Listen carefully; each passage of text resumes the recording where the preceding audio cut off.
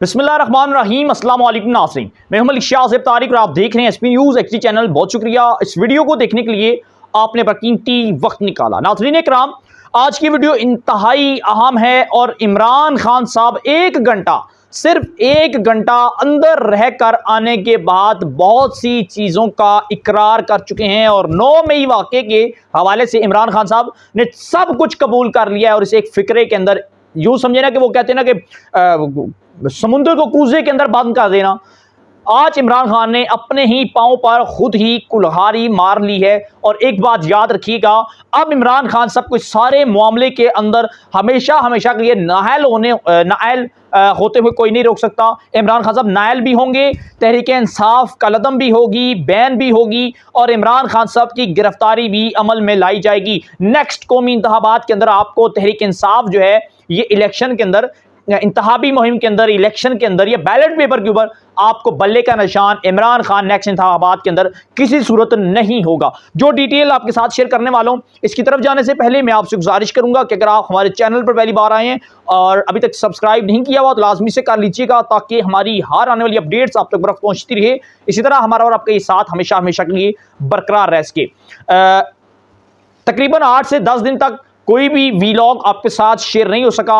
इसकी एक मुख्तसर सी वीडियो मैंने पहले भी बनाकर अपलोड की थी कि मेरे जो वालिद मोहतरम हैं ये पिम्स अस्पताल इस्लामाबाद के अंदर एडमिट थे, हार्ट के पेशेंट हैं और अब अल्हम्दुलिल्लाह सेहतियाबी के बाद घर शिफ्ट हो चुके हैं। और अब ये वीलॉग का जो सिलसिला है, ये जो ताज़ा तरीन इंफॉर्मेशन का जो सिलसिला है, ये आपके साथ शेयर करते रहेंगे। मैं उस वक्त भी मेरी कोशिश थी जो आम अपडेट्स हो वो आपके साथ शेयर करूं, लेकिन नहीं कर सका। मुख्तलिफ सोर्सेज के अंदर, वो ट्विटर्स के अंदर, फेसबुक के अंदर वो मैं शेयर करता रहा, लेकिन वीडियो की सूरत में इंशाल्लाह ताला ये सिलसिला बरकरार रह सकेगा। हुआ क्या, असल मामलात आज की डेट के अंदर क्या हुए GHQ के अंदर, नाज़रीन इकराम, मामलात तेज़ी के साथ वहाँ से बैठ कर मॉनिटर किए जा रहे हैं।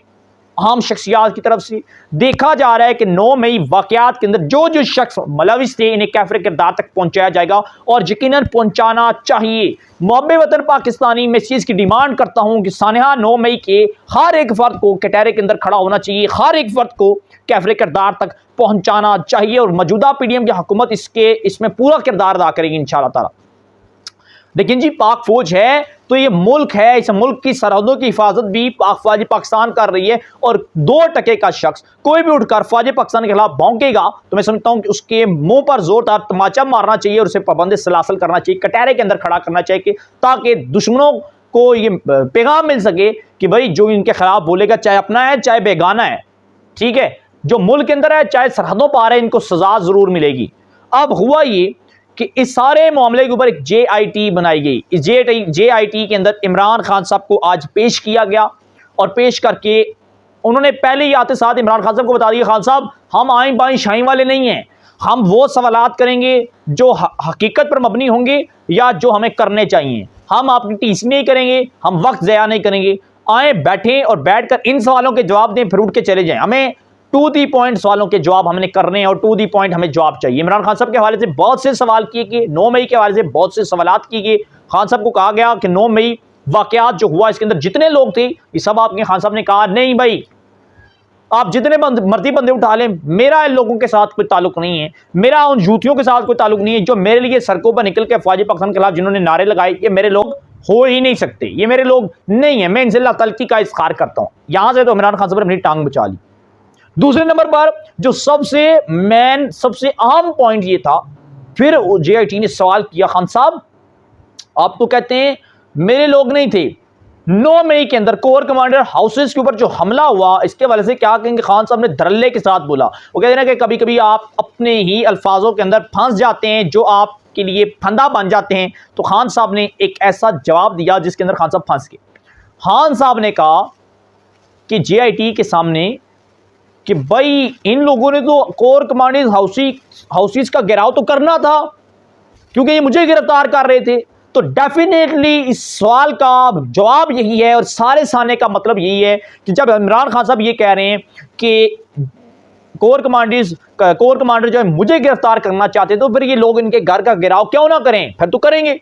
यानी कि एक मामला एक तय है कि प्री प्लान मामला था। इस मामले के अंदर इमरान खान साहब मुलविस थे और ये इमरान खान साहब के चाहने वाले थे, इमरान खान के ही लोग थे जिन्होंने कोर कमांडर्स हाउसेस का घेराव किया, उनके ऊपर हमला किया, तोड़ फोड़ की, सब कुछ जला गिरा दी।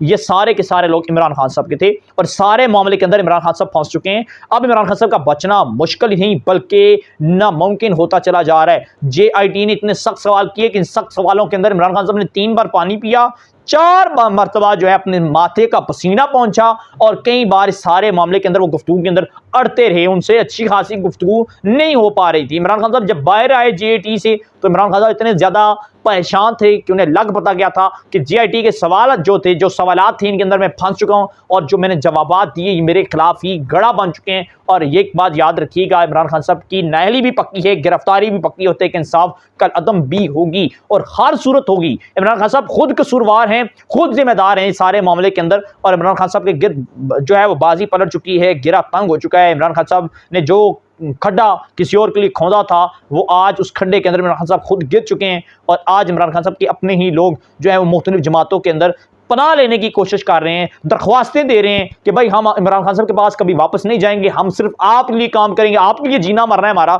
हमारा इस तरीके इंसाफ के साथ कोई ताल्लुक नहीं है, आप जो है हमें बचा लें। और इमरान खान साहब को सारे मामले के अंदर बहुत बड़ा दचका लग गया है और अब जो दचका लगने जा रहा है फैसल वफडा के हवाले से कि फैसल वफडा को, जो कि इमरान खान साहब के खिलाफ बहुत कुछ जानता है, इस शख्स को ज़राए का ये दावा है कि बतौर निगरान वज़ीर-ए-आज़म इस मुल्क के कुर्सी पर बिठाने का फैसला भी कर लिया गया है और अगर फैसल वफडा इस मुल्क में निगरान वज़ीर-ए-आज़म बैठता है तो ये इमरान खान साहब की बहुत बड़ी हार होगी, बहुत बड़ी शिकस्त होगी और खान साहब को बहुत बड़ा दचका लगेगा और इस निगरान वज़ीर-ए-आज़म के अंदर जो फैसल वफडा करेगा या जो इख्तियार फैसल वफडा इस्तेमाल करेगा वो शायद ही किसी निगरान वज़ीर-ए-आज़म ने इस्तेमाल किया हो और बहुत से आम सबूत भी फैसल वफडा ही इस हुकूमत को देगा बतौर निगरान वज़ीर-ए-आज़म एज एग्रीमेंट के तौर पर, एज आप समझ सकते हैं कमिटमेंट के तौर पर। और फैसल वफडा इमरान खान साहब का चट्टा कट्टा खोल के इमरान खान साहब को तहस नहस करने जा रहे हैं। नाज़रीन, हमारे पास जो अपडेट पहुंची थी आज की डेट के अंदर आपके साथ शेयर की, क्या राय देते हैं जरूर दीजिएगा, कमेंट सेक्शन में अपने ख्यालात का इज़हार कीजिएगा, अपनी दुआ में याद रखिएगा।